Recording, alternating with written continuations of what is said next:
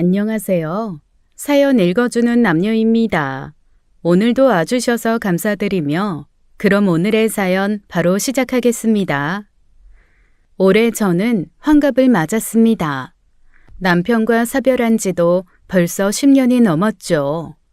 그동안 혼자 지내는 일에 익숙해졌어요. 하루하루 규칙적으로 운동을 하고 취미 생활도 틈틈이 즐기고 있습니다. 사람들은 저를 볼 때면 참 건강하고 활기차 보인다고 하더라고요. 하지만 사실 저는 그저 조용히 살아가는 게 더 편할 뿐이었어요. 처음엔 혼자 있는 시간이 낯설고 어렵기도 했죠. 그래도 시간이 지날수록 오히려 홀가분한 기분이 들더군요. 나 혼자서도 충분히 잘 살아갈 수 있구나 그런 생각도 들었습니다. 때로는 외로움이 찾아오기도 했지만 금방 지나가곤 했어요. 집 근처 공원에서 산책을 하는 게 저의 작은 낙이었습니다. 그렇게 단순하고 편안한 일상이 이어지고 있었어요. 그날도 저는 집 근처 공원을 천천히 걷고 있었습니다. 갑자기 하늘이 어두워지더니 굵은 빗방울이 떨어지기 시작했죠. 당황한 저는 황급히 근처 카페 처마 밑으로 뛰어들었습니다. 숨을 고르는데 옆에서 함께 비를 피하던 한 신사가 저를 바라보더군요. 그는 가볍게 웃으며 품에서 손수건을 꺼내 건넸습니다. 처음 본 사람의 친절이었지만 이상하게 편안한 기분이 들었어요. 그는 젖은 제 어깨를 보며 비가 참 매섭게 온다고 말을 건넸죠. 부드러운 목소리에 은근한 유머가 섞인 말투가 꽤나 인상적이었습니다. 어휴, 이거 옷이 다 젖으셨네요. 이거라도 좀 쓰세요. 금방 마를 거예요. 아, 감사합니다. 갑자기 비가 이렇게 쏟아질 줄 몰랐네요. 그러게요. 요즘 날씨 참 종잡을 수가 없네요. 근처 사시나 봐요. 네, 여기 공원 근처에 살아요. 산책하다가 이렇게 비를 맞았네요. 아이, 그러셨구나. 저 최준호라고 합니다. 근처에 자주 오지만 이런 로맨틱한 빗속 만남은 영화에서나 있을 줄 알았는데 오늘 제 운이 꽤 괜찮은가 봅니다. 어머, 그러게요. 저도 이런 적은 처음이라 어색하면서도 신기하네요. 제가 젊었을 때부터 무역회사를 운영해서 사람 볼 줄 안다고 생각했는데 오늘 같은 이런 인연은 제 안목이 아니라 순전히 운이 돕는 거죠. 하하하. 무역회사를 운영하세요? 멋지시네요. 전 그냥 평범하게 살고 있는데. 평범하다는 건 때로는 가장 근사한 일이에요. 이런 뜻밖의 순간을 만날 여유가 있으니까요. 듣고 보니 그렇네요. 혹시 실례가 안 된다면 비 그칠 때까지 같이 커피라도 한잔 하실래요? 이야기를 좀 더 나누고 싶어서요. 이야기를 나누다 보니 저도 모르게 자꾸 웃음이 나왔습니다. 헤어진 뒤에도 그의 모습이 머릿속에서 쉽게 떠나지 않았어요. 며칠 후 공원에서 그 남자를 또 마주쳤을 때는 저도 모르게 반갑다는 표정을 지었죠. 그렇게 몇 번의 우연이 겹치고 난 뒤 어느 날 그는 저를 찾아왔습니다. 정성껏 쓴 손편지와 함께 예쁜 꽃다발을 들고 서 있었죠. 그가 진심 어린 표정으로 저에게 교제를 신청했습니다. 매번 우연히만 마주치니까 좋은 건 잠깐이고 집에 가면 허전해지더라고요. 혹시라도 다음엔 우연히 우리를 비켜가면 어쩌나 싶고요. 그러게요. 저도 같은 생각을 했어요. 또 마주칠 거란 보장이 없으니까요. 그래서 말인데 이젠 우연 말고 인연으로 한번 이어가 보면 어떨까요? 그냥 편한 친구처럼 만나서 밥도 같이 먹고 커피도 마시고 그런 사이요. 아, 친구처럼요? 하긴 매번 비를 기다릴 수도 없는 노릇이니까요. 아하하, 아유, 그쵸. 이제는 날씨 상관없이 만나고 싶습니다. 그냥 편하게 친구처럼 밥도 먹고 이야기하면서 그렇게 지내보면 어떨까요? 아, 저도 또 만날 기회가 있었으면 했거든요. 좋아요. 그러시면 이번 주 주말에 제가 아는 좋은 곳이 있는데 거기서 같이 식사 어떠세요? 음식 맛도 좋고 분위기도 편안해서 분명히 마음에 드실 거예요. 네, 좋은 생각 같네요. 약속 당일 거울 앞에서 옷매무새를 꼼꼼히 챙기며 긴장했습니다. 레스토랑 앞에 도착하니 생각보다 고급스럽고 분위기 있는 장소였어요. 문을 열고 들어서자 그가 우아한 미소로 저를 반겨주더군요. 작은 촛불이 놓인 테이블로 안내하며 편안히 앉으라고 의자를 빼주었습니다. 부드럽게 메뉴판을 건네며 제 입맛을 먼저 물어보았죠. 어색함이 금방 풀리고 따뜻한 기운이 마음에 차올랐습니다. 배려 하나하나가 가슴 깊은 곳에서 잔잔한 울림을 만들었죠. 그날 밤 제 심장은 오랜만에 설렘으로 바쁘게 뛰고 있었습니다. 식사를 하는 동안에도 세련된 말투와 이야기에 자꾸만 빠져들었죠. 시간이 가는 줄 모르고 즐거운 이야기를 나누었어요. 문득 앞으로의 만남이 더 기다려졌습니다. 헤어지는 순간까지 그의 미소와 부드러운 목소리가 귓가에 맴돌았어요. 그렇게 저의 고요했던 마음에 오랜만에 생기가 돌기 시작했죠. 그와의 또 다른 만남을 기대하며 며칠을 보낸 어느 날 저는 친한 친구와 카페에서 만났습니다. 설레는 마음을 숨기지 못하고 저는 자연스레 그 사람 이야기를 꺼냈죠. 친구는 제 말을 듣고 기분 좋게 웃어주었습니다. 하지만 잠시 후 친구의 얼굴에 미묘한 걱정이 스쳐 지나갔어요. 너 요즘 눈에서 막 하트 튀어나오는 거 알아? 오랜만에 살아있는 것 같아서 좋긴 한데 솔직히 좀 걱정도 돼. 너 연애 근육 다 빠졌잖아. 지금 너무 급하게 달리다 삐끗하면 어떡하려고 그래? 뭐야? 연애 근육은 또 뭐야? 하긴 진짜 너무 오랜만이라 몸이 기억을 못하나 봐. 처음엔 조심한다고 했는데 정신 차려보니까 이미 일해 있네. 그래. 그래서 내가 옆에서 잔소리 좀 하는 거야. 이럴 때일수록 템포 조절이 중요하다니까. 좋은 사람 같다고 바로 풀악셀 밟지 말고 조금만 더 천천히 만나봐. 이 나이엔 서두르다 발목 꺾이면 진짜 답 없어. 풀악셀이라니 너무했네 진짜. 그래, 솔직히 나도 조금 당황스럽긴 해. 내 나이에 다시 설레고 이런 게 좀 민망하기도 하고. 그래서 더 어쩔 줄 모르겠었어. 뭐가 민망해? 오랜만에 설레는 게 얼마나 좋은 건데. 다만 천천히 알아가도 충분하게 좋으니까 네 마음 좀 더 아끼란 말이야. 알겠어? 알았어. 알았다고. 네가 왜 이렇게 연애 박사가 됐는지 모르겠지만 암튼 네 덕에 정신이 좀 드네. 나도 조급해하지 말고 천천히 신중하게 해볼게. 고맙다 박사님. 친구의 말이 계속 제 마음에 남았습니다. 그렇게 며칠이 지난 어느 날 이번에는 여동생이 저를 찾아왔죠. 저녁을 먹으며 동생에게도 자연스럽게 최준호 씨와의 만남에 대해 이야기했습니다.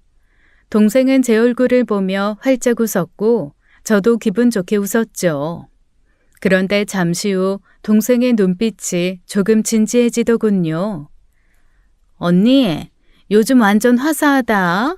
누가 보면 무슨 로맨스 드라마 여주인공인 줄 알겠어. 근데 언니, 드라마는 드라마고 현실은 현실이잖아. 내가 보기엔 언니가 이 상황 자체를 너무 즐기느라 정신없어 보여서 걱정이야. 좀 진정하고 정신 차려봐. 로맨스 드라마는 후반부에 반전이 있는 거 몰라? 뭐야? 너 또 왜 이래? 무슨 반전이 있다고 그래? 그냥 오랜만에 설레고 좋은 것뿐이지. 아니 누가 반전이 꼭 나쁘다고 했어? 그 사람 좋은 사람 맞을 수도 있는데 지금처럼 막 구름이 걷듯이 붕 떠 있으면 중요한 걸 놓칠 수도 있잖아. 좀 정신 좀 똑바로 차리고 발바닥 바닥에 딱 붙이고 천천히 살펴보면서 만나란 얘기야. 아예 초장에 정신 차리고 가야 나중에 덜 피곤해. 저는 친구와 동생의 비슷한 조언에 계속 마음이 걸렸습니다. 나도 모르게 너무 빨리 그 사람에게 마음을 열어버린 건 아닐까 그런 생각이 들었죠. 잠시 혼자 앉아 생각에 잠겼습니다.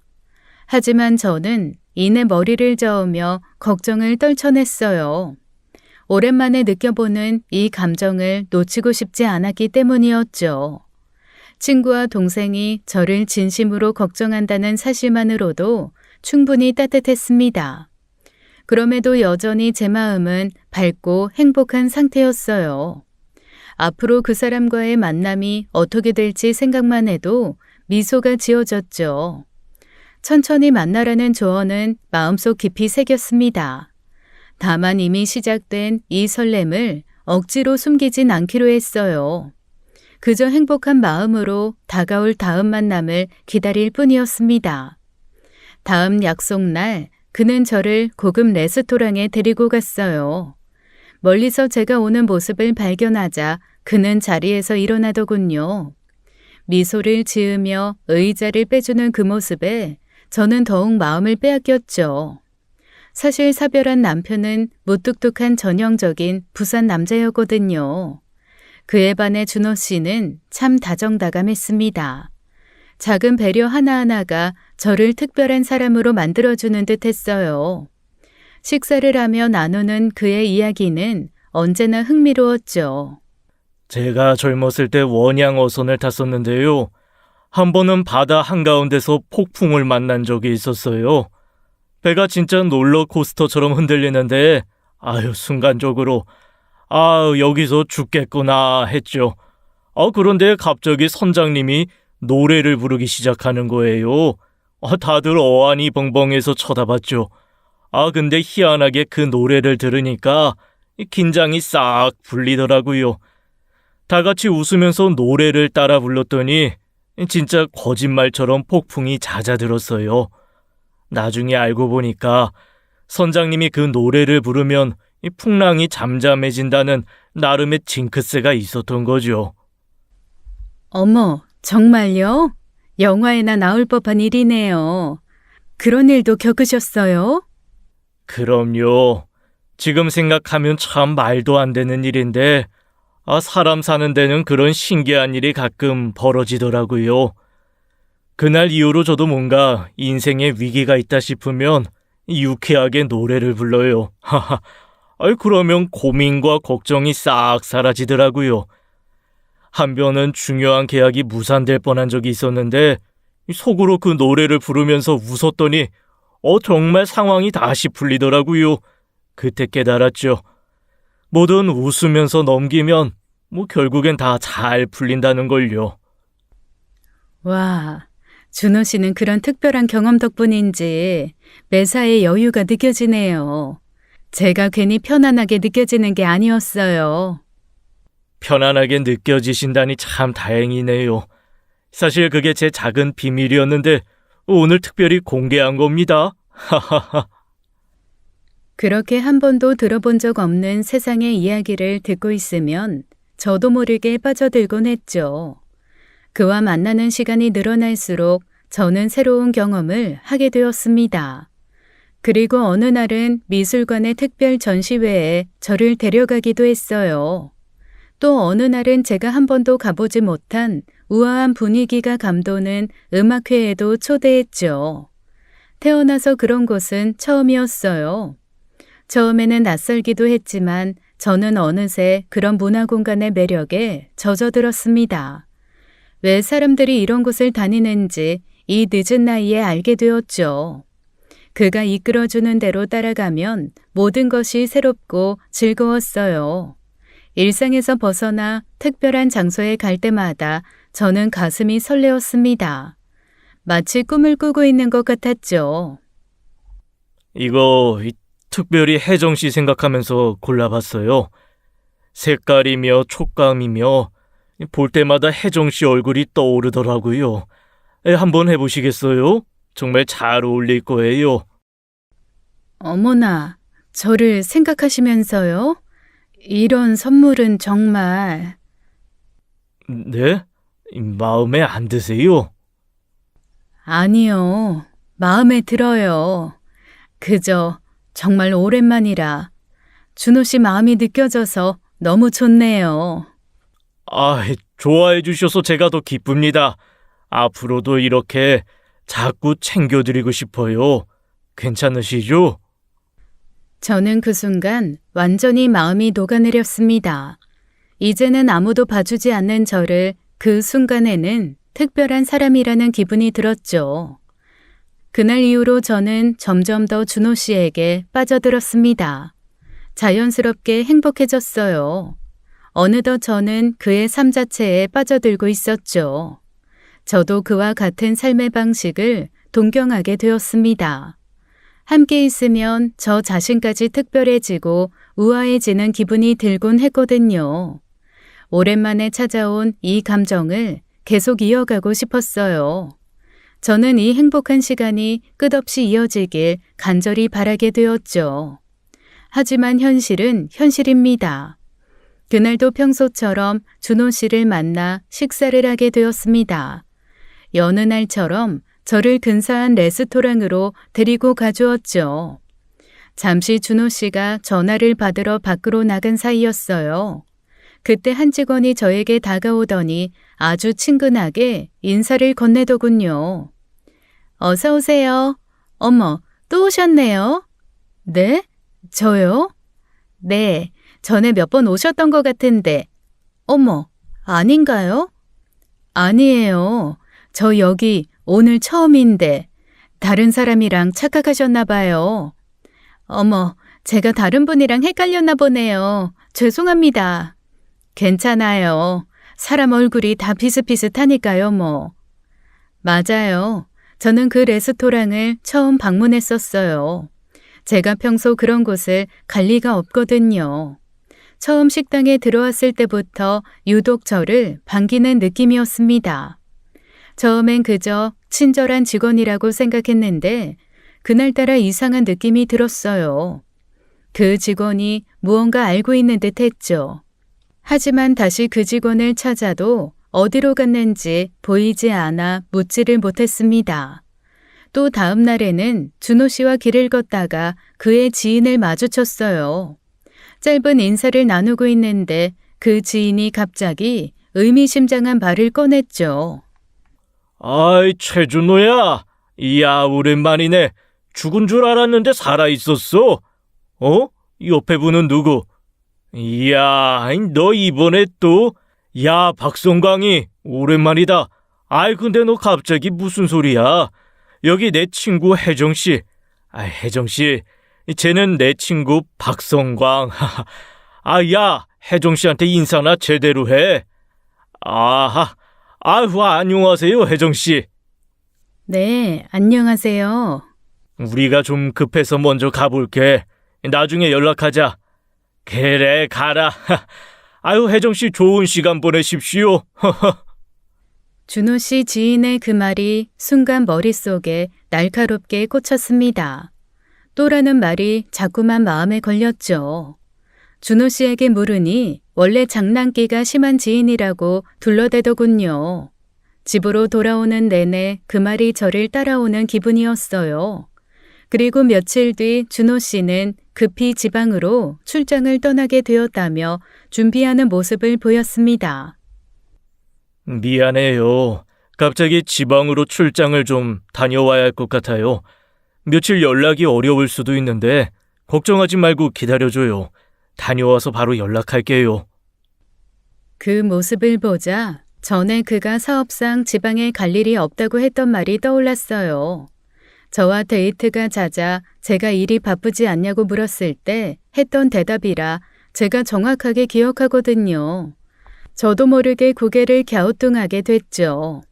어쩐지 가슴이 싸늘하게 식어가는 기분이었습니다. 하지만 저는 애써 제가 예민하게 반응하는 거라고 믿고 싶었죠. 제 눈앞에 당장 보이는 행복한 순간들만 믿고 싶었으니까요. 그만큼 오랜만에 찾아온 이 인연이 저를 행복하게 했었거든요. 하지만 그 후로도 작은 의문들은 자꾸만 저의 마음을 두드렸습니다. 행복해지려 할수록 알 수 없는 불안이 마음 깊은 곳에서 자라나고 있었죠. 어쩐지 한번 생겨난 균열은 점점 더 깊어지고 있었습니다. 그 균열은 결국 점점 더 선명해지더군요. 어느 날 그의 차에서 내려 함께 걷고 있는데 그가 지갑에서 카드를 꺼내는 순간 명함 하나가 바닥으로 떨어졌습니다. 제가 바로 주워주려는데 순간 눈길이 그 명함 위에 멈추었죠. 명함에 적힌 이름은 그가 평소 말했던 이름과는 전혀 다른 것이었어요. 문제는 다른 사람의 명함이 아니라 평소 준호 씨가 대표로 있다는 무역회사 명함이었다는 것이었죠. 그런데 대표 이름만 다른 사람이었어요. 저도 모르게 명함을 한참 바라보다 천천히 그의 얼굴을 올려다보았습니다. 그의 표정이 한순간 굳더니 눈빛에 분명히 당황한 기색이 드러났죠. 이거 명함 떨어졌어요. 고마워요. 이거 거래처 사람이 준 걸 제가 실수로 넣어뒀나 보네요. 그런가 봐요. 정리를 잘한다고 해도 이렇게 가끔 헷갈리네요. 정신 좀 차려야겠어요. 저는 그 순간 이유를 물어보고 싶었지만 애써 모른 척 명함을 돌려주었어요. 그는 어색한 미소를 지으며 명함을 서둘러 지갑에 넣었죠. 하지만 이미 그의 떨리는 손끝을 봐버렸습니다. 그때부터 마음속에 뭔가 날카로운 것이 박힌 듯 했어요. 집으로 돌아와 조용히 혼자 앉아 있자 그와 나누었던 대화들이 머릿속에서 천천히 재생되기 시작했어요. 그가 자신 있게 말했던 과거 이야기들이 이제는 어딘가 어긋난 조각들처럼 느껴졌죠. 사업이나 해외 경험담 등 화려했던 그의 말들이 문득 허술하게 보이기 시작했습니다. 기억을 더듬을수록 그는 늘 정확한 정보를 주는 대신에 두루뭉술하게 넘어가곤 했더군요. 한번 생겨난 의심은 걷잡을 수 없이 번져나갔습니다. 어쩌면 그의 우아함과 매너조차도 계산된 행동일지 모른다는 생각이 들었죠. 그토록 멋지고 세련됐던 그의 이미지에 미세한 금이 가기 시작했습니다. 그 금은 점점 더 벌어지며 깊어졌죠. 그때부터였던 것 같아요. 마음 깊이 뿌리내린 의심의 씨앗이 점점 자라나기 시작한 것 말이죠. 의심이 깊어지자 저는 무언가를 직접 확인하고 싶은 마음이 강해졌습니다. 그러던 중 우연히 나눴던 그 사람과의 대화가 문득 떠올랐죠. 그는 얼마 전 자신이 나온 대학의 동문회 일정에 대해 언급했었습니다.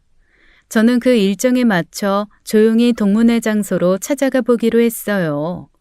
동문회 행사장 입구에서 참석자 명단을 천천히 살폈습니다. 이름들이 빼곡했지만 최준호라는 이름은 어디에도 없었어요. 저는 당황스러워 명단을 몇 번이나 다시 확인했습니다. 하지만 그의 이름은 여전히 보이지 않았어요. 저기 죄송한데 혹시 여기 최준호 씨라고 아세요? 젊었을 때부터 무역회사 하셨던 분인데 오늘 이 동문회에 참석한다고 했었거든요. 최준호요? 글쎄요, 이름이 좀 낯선데요. 몇 학번이라고 하셨죠? 정확히 몇 학번인지는 모르겠는데 여기 동문회에 꼭 나온다고 하셨거든요. 잠시만요. 제가 참석 명단 다시 한번 확인해 볼게요. 아무래도 명단에 없네요. 그럴 리가 없는데. 그럼 혹시 예전에 동문회 자주 나오던 분 중에 무역회사 하시는 분은 아세요? 아니요. 제가 회장을 몇 년째 하고 있는데 동문 중에 무역회사 하시는 그런 분 기억이 없네요. 죄송합니다만 혹시 다른 모임하고 헷갈리신 거 아니에요? 네, 아무튼 알겠습니다. 죄송해요. 감사합니다. 급기야 저는 동문회에 온 사람들에게 최준호라는 사람에 대해 물었지만 그를 아는 사람은 아무도 없었어요. 순간적으로 온몸에 서늘한 기운이 흘렀습니다. 저는 그를 둘러싼 의혹을 더 분명히 확인해야겠다고 결심했죠. 다음 날 저는 그가 자신 있게 말했던 사업체를 떠올렸습니다. 무역업을 한다던 그곳이요. 그가 출장 간 사이 저는 혼자 그 주소지로 향했죠. 사실 그 사람이 명함을 떨어뜨렸을 때 제가 명함에 적혀있던 사무실 주소지를 외워두었거든요. 한참을 찾아가 도착한 곳에는 사무실 같은 건 전혀 보이지 않았습니다. 오랫동안 자리를 잡고 있는 작은 공장 같은 회사 하나만 있을 뿐이었죠. 저는 조심스럽게 그곳으로 들어가 직원에게 물었습니다. 죄송한데요. 여기 혹시 최준호 씨가 운영하는 무역회사 맞나요? 젊었을 때부터 쭉 무역업 하셨다고 들었는데 주소가 분명 여기가 맞거든요. 최준호 씨요? 무역회사요? 저희는 무역업 아니고 나사 제조업인데 잘못 찾아오신 거 아닌가요? 아니요. 제가 확실히 들었는데 주소도 여러 번 확인했거든요. 그럼 혹시 여기서 일했던 사람 중에는 그런 이름 가진 분 없었어요? 다른 업체랑 같이 쓰는 공간이라든지. 아니요. 저희가 여기서 꽤 오래 일했는데 그런 분은 전혀 없었어요. 근처에 무역 관련 회사도 없고요. 이상하네요. 아무래도 확실히 잘못 오신 것 같아요. 아, 네. 알겠습니다. 번거롭게 해서 죄송해요. 직원의 말에 저는 한동안 그 자리에서 움직일 수 없었습니다. 발밑이 갑자기 푹 꺼지는 듯한 기분이 들었죠. 지금까지 그가 했던 모든 말들이 거짓말이라는 생각이 들었습니다. 하나둘 떠오르는 그의 표정과 말투가 점점 더 섬뜩하게 느껴졌어요. 집으로 돌아오는 내내 제 마음은 불안과 혼란으로 뒤섞였습니다. 처음 그를 만났던 날부터 모든 순간이 빠르게 머릿속으로 지나갔죠. 그의 다정한 미소와 따뜻했던 말들이 이제는 오히려 저를 조롱하는 듯 했습니다. 믿고 싶지 않았지만 눈앞에 펼쳐진 현실은 너무나 명확했어요. 무언가 크게 잘못되어 가고 있음을 확신하게 되었죠. 이대로는 안 되겠다고 생각했습니다. 그 사람의 진짜 정체를 반드시 밝혀내야 했어요. 마음속의 작은 의심이 분명한 확신으로 자리를 잡았습니다. 이제 중요한 건 최준호 그 인간이 왜 제게 접근했냐는 거였죠. 며칠이 지나 그 사람과 다시 만났습니다. 이제는 더 이상 기다릴 수도 모른 척 할 수도 없었죠. 저는 다 알면서 일단 한번 전공법으로 이놈을 떠보기로 했어요. 그가 운영한다던 사업체 위치에 대해 다시 물었습니다. 그러자 최준호는 순간 표정이 딱딱하게 굳으며 눈빛이 흔들리더군요. 급히 자세를 고쳐 앉더니 말을 이어가기 시작했습니다. 준호 씨, 제가 일이 있어서 준호 씨 회사에 들렸거든요. 네? 아니, 어떻게... 저번에 명함에서 봤었어요. 그런데 저 진짜 깜짝 놀랐잖아요. 네? 아니, 놀라다니. 왜요? 말씀하신 것보다 회사가 엄청 크더라고요. 네, 제가 굳이 그렇게 제 자랑을 하는 타입이 아니라서. 그런데 그 큰 회사는 준호 씨 회사가 아니던데요. 무역회사도 아니고. 그래서 착각을 했나 하고 근처를 다 찾아봤는데 아무리 찾아봐도 안 보이더라고요. 준호 씨 회사는 무슨 일 있어요? 그랬어요. 가실 거면 저한테 미리 말씀하시지. 제가 말씀을 깜빡했네요. 지금 원래 쓰던 사무실이 좀 리모델링 중이라서요. 그래서 잠깐 다른 데로 임시 이전한 상태예요. 미리 말했어야 했는데, 정말 죄송해요. 리모델링이요? 그럼 어디로 이전하신 거예요? 한번 보고 싶은데. 그 근처긴 한데, 정확한 주소가 갑자기 생각이 안 나네요. 다음에 정리해서 제대로 알려드릴게요. 하도 급하게 옮기느라 제가 정신이 없어서.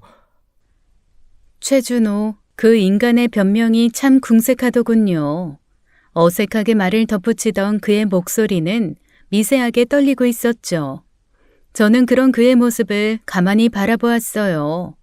그리고 자연스럽게 그의 대학 이야기를 다시 꺼냈죠. 그 순간 이놈 얼굴에 드리운 그림자가 더욱 짙어졌습니다. 그는 저의 말을 끝까지 듣지도 않고 급히 끼어들었죠. 아주 재발이 저린 놈이었어요.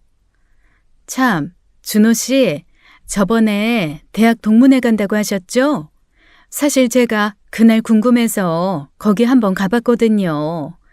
근데 이상하게 아무리 찾아도 준호 씨 이름이 없더라고요.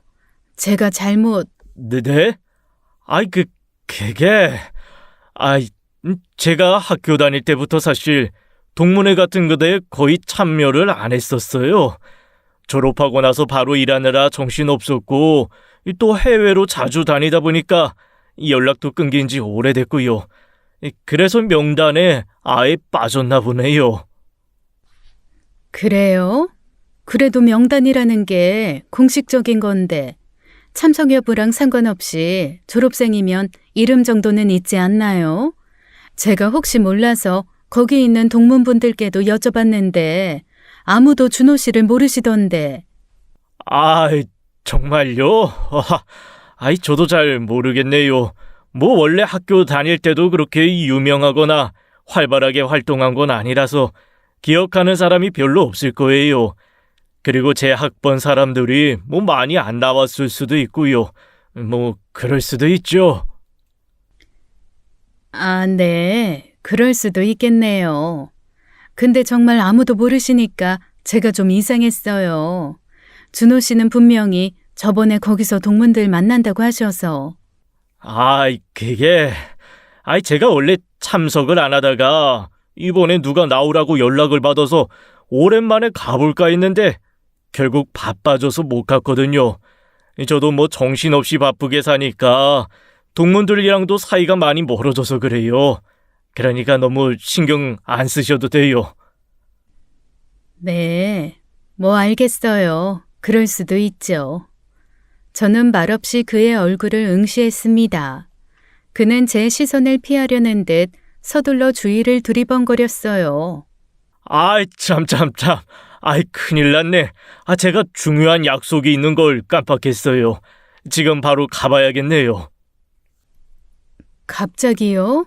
무슨 일인데 그렇게 급하게? 나중에 말씀드릴게요. 지금 시간이 너무 촉박해서 미안해요. 다음에 연락할게요. 네. 알겠어요. 조심히 가세요. 서둘러 자리를 떠나는 그의 뒷모습이 어딘가 초라하게 느껴졌습니다. 혼자 남겨진 저는 그 자리에서 오래도록 움직일 수 없었죠. 마음속에선 분노와 허탈함이 뒤엉켜 무겁게 내려앉았습니다. 그동안 그의 말에 제가 얼마나 쉽게 속아왔는지 비로소 선명하게 깨달았어요.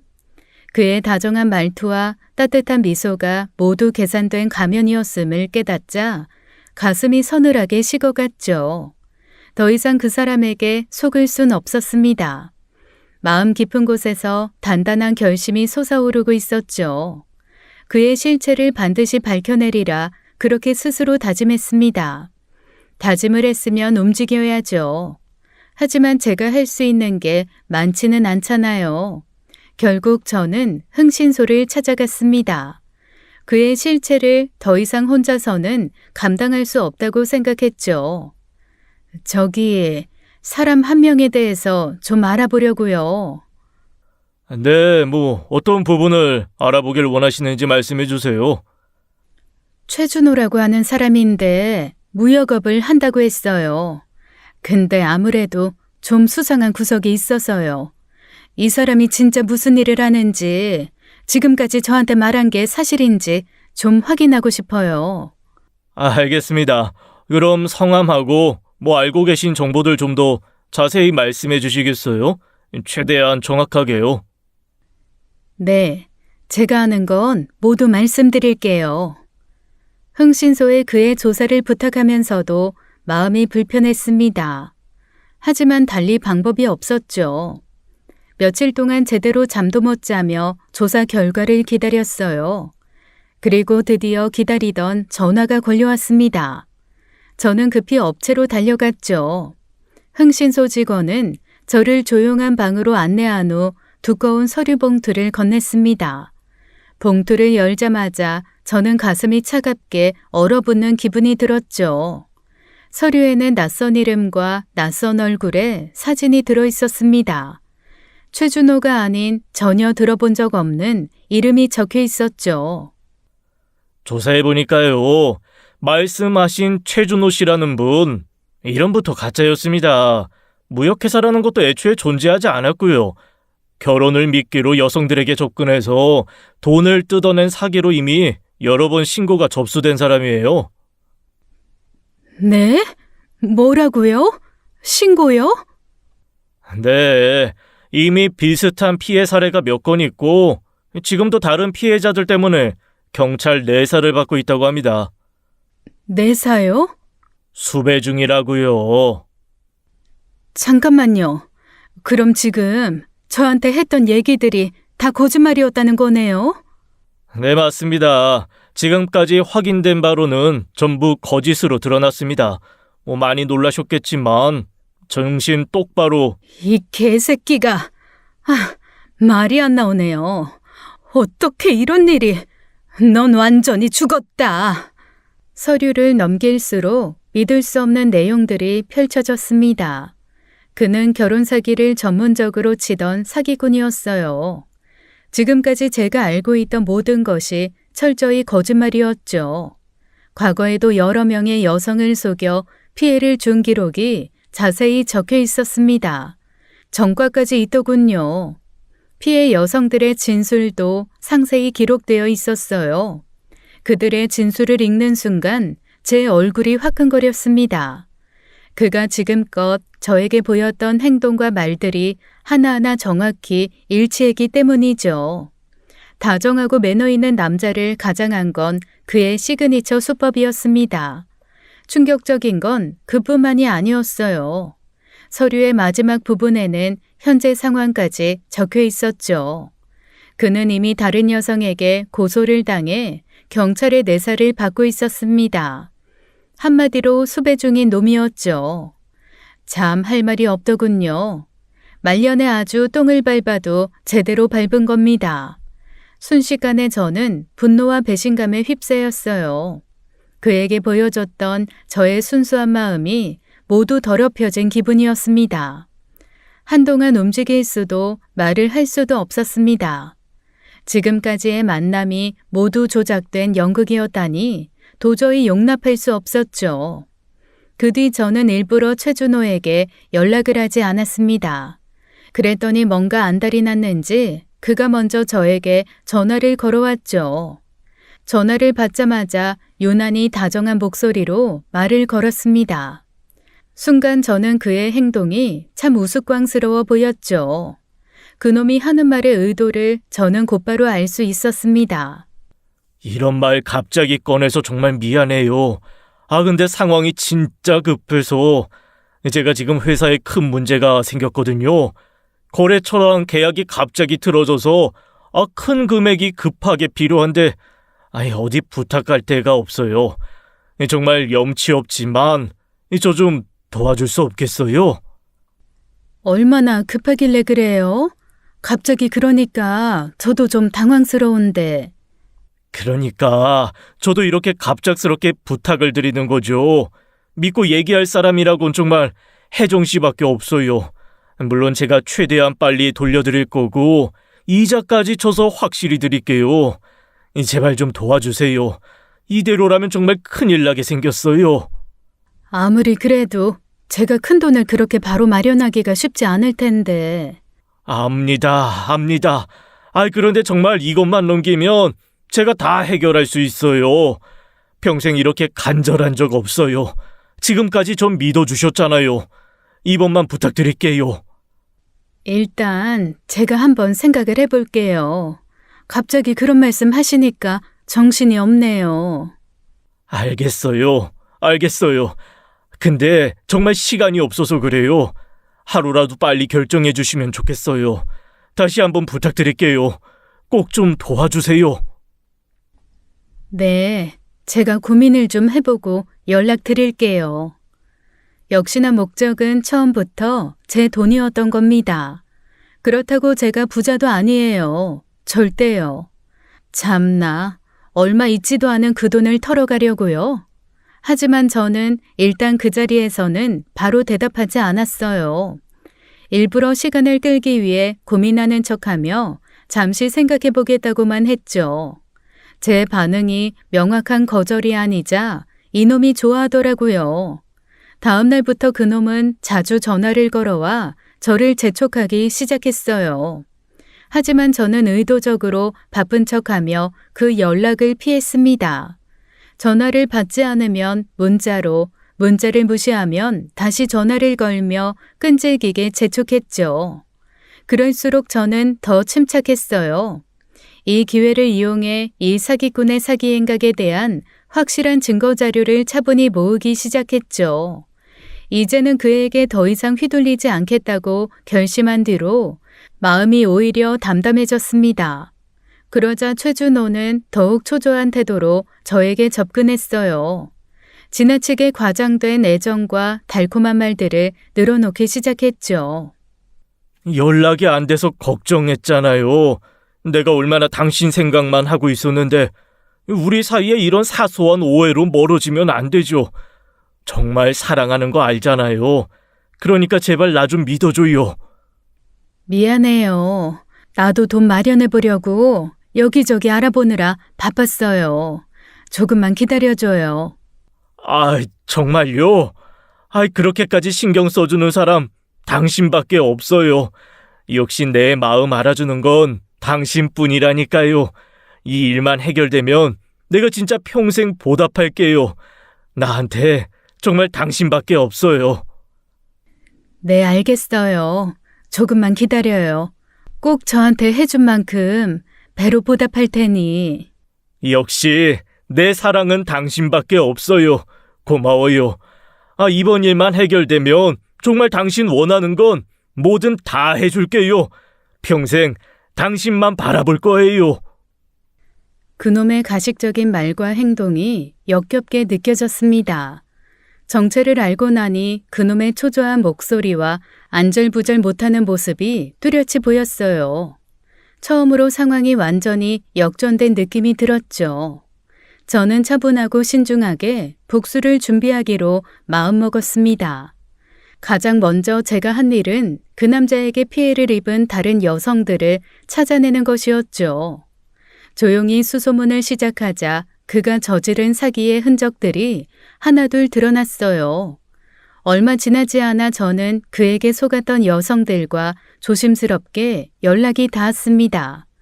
처음엔 서로 경계하는 듯 했지만 곧 같은 상처를 입은 동지처럼 마음이 통했죠. 저희는 조용한 카페에서 만나 조심스럽게 이야기를 나누었습니다. 다들 모이시느라 쉽지 않으셨을 텐데 와주셔서 정말 감사해요. 막상 만나보니 저만 이런 일을 당한 게 아니라는 걸 알고 사실 너무 놀랐어요. 맞아요. 처음엔 너무 황당해서 말도 못하고 혼자 끙끙 앓았는데 나중에 보니까 저 같은 사람이 또 있다는 걸 알게 됐죠. 정말 어이가 없었어요. 저도 마찬가지예요. 주변에 알리는 게 부끄럽고 창피해서 그냥 묻으려고 했거든요. 근데 이 사람이 계속 또 다른 피해자를 만들 거라는 생각에 도저히 그냥 있을 수가 없더라고요. 그래서 말씀인데요. 이젠 확실하게 증거를 모아서 경찰에 신고하려고 해요. 문자나 녹음 같은 증거, 그리고 피해 부분이 있으면 다 같이 모아보는 게 어떨까요? 좋아요. 저 문자 주고받은 거랑 송금했던 기록 다 가지고 있어요. 필요하면 지금이라도 바로 드릴게요. 저도 그 사람이랑 나눈 대화 녹음이랑 메시지 있어요. 전 현금으로 그 인간한테 사기당했는데 돈을 주고받은 것에 대한 문자 내용은 있어요. 그 사기꾼 이제는 빠져나가지 못하게 확실하게 해야죠. 좋아요. 이제 다시는 그 사기꾼 놈이 다시는 이런 짓 못하게 만들어야죠. 피해 여성들의 이야기를 듣고 있자니 가슴이 다시 무거워졌습니다. 저만 당한 것이 아니라는 사실에 더욱 분노가 치밀었죠. 최준호의 뻔뻔하고 악랄한 사기 수법에 대한 증거들은 차고 넘쳤어요. 조사 도중 중요한 정보를 하나 더 얻게 되었습니다. 최근 최준호가 투자 명목으로 여러 사람에게 접근해 돈을 모으고 있다는 이야기였죠. 정말 소름 끼치는 행동이었습니다. 그놈은 수배 중에도 여전히 새로운 피해자들을 찾고 있던 것이었죠. 저는 피해 여성들의 피해 내역을 하나하나 꼼꼼히 조사하기 시작했습니다. 각자 증거가 될 만한 메시지, 송금 내역, 음성 녹음 파일까지 모으게 되었죠. 잡아서 한 방에 고소를 하려고요. 이제 남은 것은 최준호 그놈을 함정으로 끌어들이는 일이었습니다. 얍삽한 놈이라 그런지 쥐새끼처럼 경찰을 잘 피해 다니고 있었거든요. 저는 며칠 동안 그의 전화를 계속 무시하다가 마침내 연락을 받아주었습니다. 그리고 그가 그토록 원하는 돈을 빌려주겠다고 약속했죠. 준호 씨, 생각해봤는데 부탁하신 돈 준비됐어요. 언제 드리면 될까요? 정말이에요? 아우, 다행이다. 정말 고마워요. 제가 사정상 이체로 받긴 어렵고 직접 만나서 받을 수 있을까요? 네, 저도 만나서 드리려고 했어요. 좋아요. 언제 만날까요? 내일이라도 바로 가능하세요? 그렇게 급하세요? 내일도 가능하긴 한데 어디서 뵙죠? 네, 좀 급해서요. 내일 오후에 우리 처음 만났던 공원 근처 카페 어때요? 거기 사람도 별로 없고 좋잖아요. 시간 맞추기 편하시죠? 네, 좋아요. 그럼 거기서 봬요. 네, 정말 고마워요. 역시 믿을 사람은 당신밖에 없네요. 내일 뵐게요. 네, 내일 봐요. 전화를 끊고 난 뒤 저는 잠시 생각에 잠겼습니다. 그 사기꾼의 가면이 이내 벗겨질 걸 생각하니 기분이 묘했죠. 저는 그놈의 초조한 얼굴을 떠올리며 굳게 입술을 깨물었습니다. 또 다른 피해자들이 나오지 않게 그 사기꾼을 철저히 응징하겠다고 결심했죠. 그리고 약속한 날, 약속한 장소에서 저는 최준호를 기다렸습니다. 미리 준비한 현금을 담은 봉투를 들고 조용히 앉아 있었죠. 혹시나 눈치를 채고 나타나지 않으면 어쩌나 걱정이 되었어요. 하지만 얼마 지나지 않아 그놈이 나타났습니다. 최근 돈이 궁하다더니 사실인 듯 했어요. 평소보다 훨씬 들떠있고 초조한 표정이더군요. 최준호는 자리에 앉자마자 저에게 손을 내밀었습니다. 급히 현금을 건네달라는 그의 눈빛에서 다급함이 느껴졌어요. 저는 일부러 천천히 그의 행동을 조용히 지켜봤죠. 잠시 후 저는 현금 봉투를 그에게 건넸습니다. 서둘러 봉투를 받아 안주머니에 넣으려고 했죠. 바로 그때였습니다. 주변에서 잠복하고 있던 경찰들이 순식간에 나타나 현장을 급습했어요. 최준호 씨 맞으시죠? 사기 혐의로 긴급 체포합니다. 변호사 선임할 수 있고 진술 거부할 권리 있습니다. 순순히 따라오시죠. 뭐야 이거? 잠깐만. 혜정 씨, 이거 오해예요. 잠깐만. 야, 네가 신고했냐? 야, 이년이. 일단 가서 얘기하시죠. 저희가 증거 다 확보했습니다. 헛소리하지 마시고 따라오세요. 모든 게 너무나 신속하고 정확하게 진행되었죠. 최준호도 그 순간 상황을 단박에 이해하고는 저를 노려보더군요. 뭐 노려봐서 어쩌라고요. 콱 그 눈을 찔러버리려다가 말았습니다. 네가 날 이렇게 보내면 끝일 것 같지? 절대 아니야. 네 인생이 얼마나 끔찍하게 망가지는지 똑똑히 지켜봐.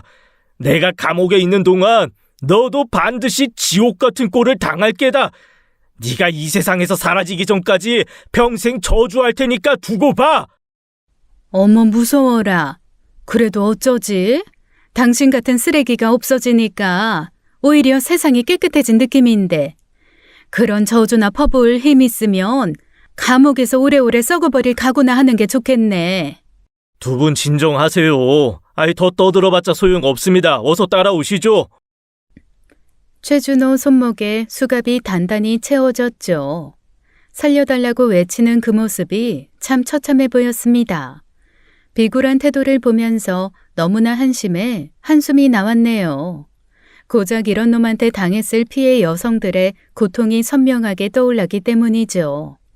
그때 숨어서 지켜보던 다른 피해자분들이 달려나왔어요. 야, 이 사기꾼아! 네가 사람 마음 이용한 대가를 제대로 치를 거야. 감옥에서 절대 나오지 마! 너 같은 인간한테 속았던 내가 한심하다. 평생 그 안에서 후회하면서 썩어버려. 다시는 다른 사람 인생 망치지 못하게 너 같은 악마는 거기서 죽는 날까지 못 나와야 돼. 그러면서 피해자분들은 최준호에게 달려들어 머리채를 잡고 뜯기 시작했어요. 저는 미리 수집한 모든 범죄 증거를 경찰에게 넘겼습니다.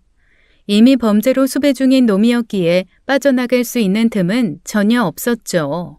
최준호는 모든 것이 끝났다는 사실을 깨달은 듯 고개를 떨구었습니다. 경찰이 최준호를 연행하는 모습을 지켜보면서 저는 자리에서 일어났어요. 그제야 긴장이 조금 풀리며 짜릿한 성취감이 밀려들었죠. 피해 여성들의 억울함을 이제야 풀었다는 사실이 통쾌했습니다. 모든 일이 끝난 후 제 삶은 다시 천천히 일상으로 돌아왔어요. 혼자 조용히 지내는 생활이 예전처럼 편안하게 느껴졌죠. 처음에는 조금 허전하기도 했습니다. 하지만 시간이 지날수록 다시 제 일상이 익숙해졌어요. 더 이상 최준호 그 사람으로 인해 마음이 흔들릴 일이 없다는 사실이 좋았습니다.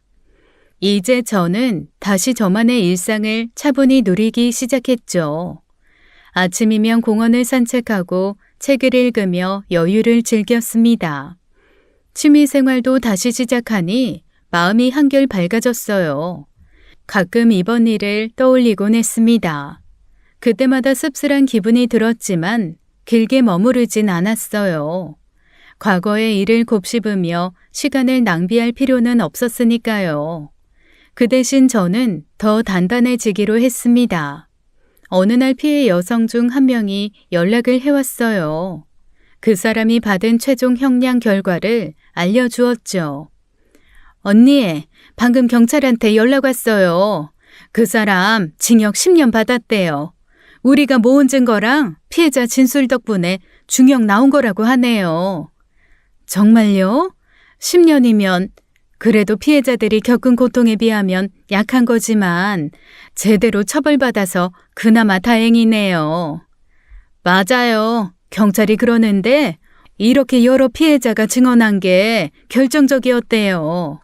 아무튼 이제야 좀 속이 시원해요. 맞아요. 이제 더는 그 사람 때문에 고통받는 사람이 없기를 바라야죠.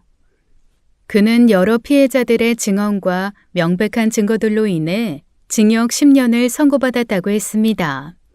이제는 피해당한 금전적 문제를 해결하기 위해 추가적으로 민사소송까지 진행한다고 하더군요. 처음 소식을 들었을 땐 담담했습니다. 최준호가 자신이 저지른 일에 대한 대가를 제대로 치르게 되었다는 사실이 그저 다행이라 생각했죠. 피해 여성들과 저는 그 사기꾼이 다시는 다른 사람을 속일 수 없게 되어 다행이라며 서로를 위로했습니다. 그렇게 모든 사건이 진정으로 끝을 맺게 되었죠. 마음속 깊이 응어리졌던 감정들도 천천히 풀어졌습니다. 저는 다시 예전의 평범한 하루하루로 돌아왔어요. 이제 더는 외롭거나 불안하지 않았죠. 혼자여도 충분히 행복하고 평온했습니다. 가끔씩 방문하는 친구나 동생과의 시간도 즐거웠어요. 무엇보다 이번 사건을 통해 저는 스스로를 더 잘 알게 되었습니다. 다시는 같은 실수를 반복하지 않겠다고 다짐했어요. 누군가에게 의지하지 않고도 얼마든지 스스로 행복할 수 있다는 사실을 깨달았죠. 그 이후 저는 사람을 만날 때 좀 더 신중해졌습니다. 겉으로 보이는 친절과 호의가 때로는 다른 목적을 감추고 있다는 것도 알게 되었으니까요. 상대방의 다정한 말이나 행동만으로 쉽게 마음을 주지 않기로 했습니다. 상대의 진심은 시간이 지나야 드러난다는 것을 깨달았으니까요. 가끔 친구들이나 동생에게 조언을 하기도 합니다. 새로운 인연이 찾아올 때는 반드시 충분한 시간이 필요하다고 말이죠. 누군가 친절하고 따뜻한 모습으로 다가올 때도 한 번 더 주의 깊게 살펴보라고 조용히 당부합니다. 왜냐하면 그 다정함의 뒤편에 숨겨진 의도를 우리는 알 수가 없으니까요. 지금까지 사연 읽어주는 남녀였습니다. 끝까지 시청해주신 여러분 감사드리며 저희는 다음 사연으로 돌아올게요. 감사합니다.